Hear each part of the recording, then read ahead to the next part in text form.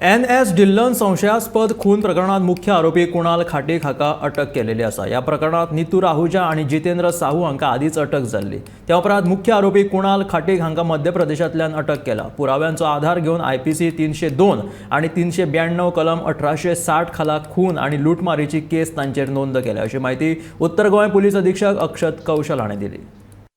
जैसे आपको जानकारी है, 4 फरवरी को एक मर्डर का केस रजिस्टर हुआ था पोरबरी पुलिस स्टेशन के अंदर, और उस मर्डर की इन्वेस्टिगेशन में 2 लोगों को अरेस्ट किया गया था।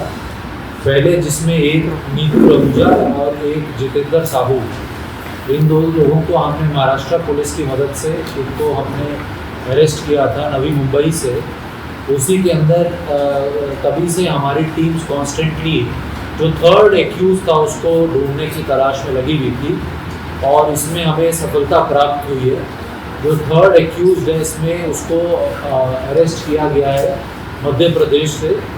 उसकी डिटेल्स हैं कुणाल खटीक, सन ऑफ राम स्वरूप खटीक, उम्र इसका 24 साल, रहने वाला है ये दतिया मध्य प्रदेश का, और इनको इसके घर के पास से 24 तारीख को हमने दोपहर में अरेस्ट किया है और आगे की कार्रवाई की जा रही है इसके ऊपर। इसमें मैं बताना चाहता हूं आपके माध्यम से कि कॉन्स्टेंटली हमारी गोवा पुलिस की team, specially led by PI Rahul of Porvorim police station, साथ में PSI Mandar, PSI Sitaram, ASI Pawaskar और police constable Apapara, police constable Nitesh, police constable Mahadev Naik और पुलिस कांस्टेबल तुषार, ये कॉन्स्टेंटली इसकी इन्वेस्टिगेशन में लगे हुए थे। साथ ही में जो CMC है, कॉल मॉनिटरिंग सेंटर हमारा नॉर्थ के ऑफिस का, उससे टेक्निकल सर्वेलेंस पे बहुत काम किया गया।